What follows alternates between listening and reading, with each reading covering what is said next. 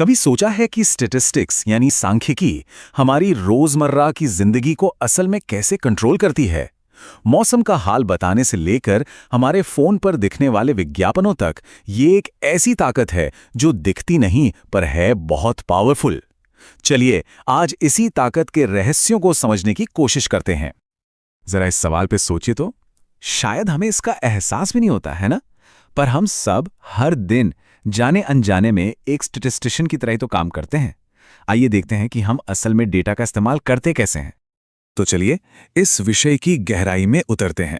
आज हम क्या क्या जानने वाले हैं। सबसे पहले कि स्टैटिस्टिक्स आखिर है क्या, फिर देखेंगे कि इसका चेहरा कौन है, ये कितनी पावरफुल हो सकती है, और हाँ, सबसे जरूरी बात, हमें इसके इस्तेमाल में क्या सावधानियां बरतनी चाहिए। तो चलिए सबसे पहले और सबसे जरूरी सवाल पर आते हैं। आखिर ये स्टैटिस्टिक्स है क्या भला? देखिए, ये सिर्फ नंबरों का खेल नहीं है। नहीं, बिल्कुल नहीं। ये तो उन नंबरों के पीछे जो कहानियां छिपी है ना, उन्हें समझने की एक कला है। तो अगर तकनीकी तौर पे देखें तो स्टैटिस्टिक्स मैथ्स की वो ब्रांच है जो डेटा को कलेक्ट करने, उसे एनालाइज करने और फिर उसे इस तरह से पेश करने से जुड़ी है जिससे हम सोच समझकर फैसले ले सकें। मतलब ये एक पूरा सिस्टमैटिक प्रोसेस है जो बिखरे हुए बेकार से दिखने वाले डेटा को किसी काम की जानकारी में बदल देता है।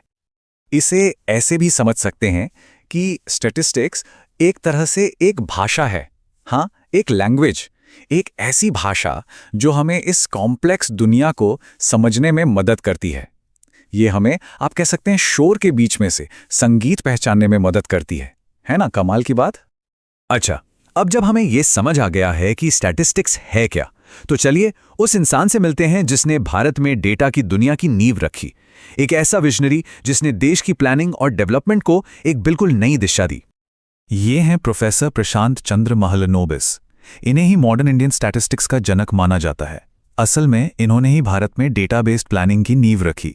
इनकी वजह से ही देश की नीतियां सिर्फ अंदाजों पर नहीं बल्कि ठोस सबूतों पर बनने लगी। उनका एक सपना था, एक ऐसे भारत का जो अपने भविष्य का निर्माण आंकड़ों की मजबूत जमीन पर करे। और उनका योगदान सच में बहुत बड़ा था। सोचिए, 1931 में उन्होंने इंडियन स्टैटिस्टिकल इंस्टीट्यूट यानी आईएसआई की स्थापना की। फिर नेशनल सैंपल सर्वे एनएसएस, उसका पूरा आर्किटेक्चर इन्होंने ही तैयार किया। और तो और भारत के जो 5 ईयर प्लान्स थे उनको बनाने में भी इनका बहुत बड़ा हाथ था। सबसे बड़ी बात, इन्होंने ही बड़े पैमाने पर सैंपल सर्वे का कॉन्सेप्ट शुरू किया। मतलब पूरे देश का डेटा इकट्ठा करने के बजाय कुछ चुनिंदा सैंपलों से ही काम चल जाए। ये एक रेवोल्यूशनरी आइडिया था जिसने डेटा कलेक्शन का खर्च और समय दोनों को बहुत कम कर दिया। तो चलिए अब स्टैटिस्टिक्स की असली पावर और इसके विशाल दायरे को देखते हैं और ये भी समझते हैं कि ये हमारी जिंदगी के हर हिस्से को कैसे छूती है, कैसे प्रभावित करती है। तो स्टैटिस्टिक्स की सबसे बड़ी वैल्यू क्या है? पहली बात, ये हमें बेहतर फैसले लेने में मदद करती है। दूसरी, इससे हम ट्रेंड्स को समझ पाते हैं। तीसरी, क्वालिटी कंट्रोल के लिए ये बहुत जरूरी है। और चौथी, ये हमें रिस्क का अंदाजा लगाने में भी मदद करती है। कह सकते हैं कि ये 4 पिलर्स हैं जो इसे इतना पावरफुल बनाते हैं। जैसे कि बिजनेस और इकोनॉमिक्स की दुनिया को ही ले लीजिए। मार्केट को एनालाइज करने के लिए, फाइनेंशियल फोरकास्टिंग के लिए और कस्टमर्स के बिहेवियर को समझने के लिए ये बहुत ज़रूरी है। मतलब कौन सा प्रोडक्ट चलेगा, कहाँ पैसा लगाना सही रहेगा, इन सारे सवालों के जवाब कहीं ना कहीं डेटा में ही छुपे होते हैं। फिर आता है हेल्थ केयर। यहाँ स्टैटिस्टिक्स का इस्तेमाल होता है दवाओं का असर जांचने में, पेशेंट्स का डेटा मैनेज करने में और हाँ, बीमारियों के फैलने पर नज़र रखने में। क्लिनिकल ट्रायल से लेकर किसी महामारी को समझने तक हर चीज इसी पर तो टिकिया। और अरे हाँ, स्पोर्ट्स को कैसे भूल सकते हैं। स्टैटिस्टिक्स ने तो यहां पूरी क्रांति ला दी है। प्लेयर्स की परफॉर्मेंस को एनालाइज करके, टीम की स्ट्रैटेजी बनाकर इसने खेल का तरीका ही बदल दिया है। आज के जमाने में हर रन, हर गोल सिर्फ एक स्कोर नहीं है बल्कि एक बहुत जरूरी डेटा पॉइंट है।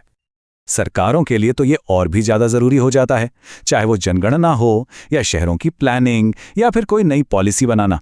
हर फैसले के पीछे एक ठोस डेटा होता है। सीधी सी बात है, सही नीतियां बनाने के लिए सही आंकड़े तो चाहिए ही ना। और आज की डिजिटल दुनिया की तो बात ही क्या करें।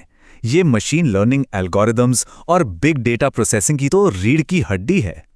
हम जो कुछ भी ऑनलाइन देखते हैं, जो भी रिकमेंडेशंस हमें मिलती हैं, उन सब के पीछे कहीं ना कहीं स्टैटिस्टिक्स ही काम कर रही है।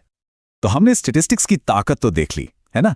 लेकिन रुकिए, अब एक बहुत बहुत जरूरी बात पर ध्यान देना होगा। वो ये कि हमें ये भी समझना होगा कि नंबर हमेशा पूरी कहानी नहीं बताते। बिल्कुल, जैसे कहते हैं ना कि हर चमकती चीज सोना नहीं होती। आंकड़े बहुत काम के हो सकते हैं, लेकिन अगर उन्हें सावधानी से न समझा जाए तो वो बहुत ज्यादा कंफ्यूजिंग भी हो सकते हैं। तो इसके कुछ लिमिटेशंस हैं जिन्हें याद रखना बहुत जरूरी है। पहली बात, आंकड़ों को गलत समझने का खतरा हमेशा बना रहता है। दूसरी, एनालिसिस की क्वालिटी डेटा की क्वालिटी पर डिपेंड करती है, मतलब गार्बेज इन गार्बेज आउट वाला हिसाब है। तीसरी, ये इमोशंस या ओपिनियंस जैसी चीजों को नहीं नाप सकती। फिर कुछ होते हैं आउटलायर्स, यानी ऐसे आंकड़े जो बाकियों से बिल्कुल अलग हों। ये पूरे के पूरे नतीजों को बिगाड़ सकते हैं। और हाँ, एक और बात, अच्छा डेटा इकट्ठा करना अक्सर बहुत महंगा और मुश्किल काम होता है। तो सबसे जरूरी बात क्या है? वो ये है कि स्टैटिस्टिक्स सिर्फ नंबरों के बारे में नहीं है, ये क्रिटिकल थिंकिंग के बारे में है, एक तरह की समझदारी के बारे में है। ये एक बहुत पावरफुल टूल है, इसमें कोई शक नहीं, लेकिन किसी भी टूल की तरह इसका सही इस्तेमाल करना आना चाहिए। बिल्कुल, जैसा कि कहा भी गया है कि स्टैटिस्टिकल तरीकों के असरदार इस्तेमाल के लिए एक लेवल की एक्सपर्टीज चाहिए। गलत नतीजों से बचने के लिए इसके सिद्धांतों की मजबूत समझ बहुत जरूरी है। मतलब बिल्कुल साफ है, डेटा अपने आप में सच नहीं बोलता, उसे सही तरीके से समझना और समझाना पड़ता है। तो आखिर में एक सवाल है हम सबके लिए। डेटा तो हर जगह है, हमारे चारों ओर। अब ये हम पर है कि हम इसका इस्तेमाल इस दुनिया को बेहतर ढंग से समझने के लिए कैसे करते हैं। इस पर सोचिएगा जरूर।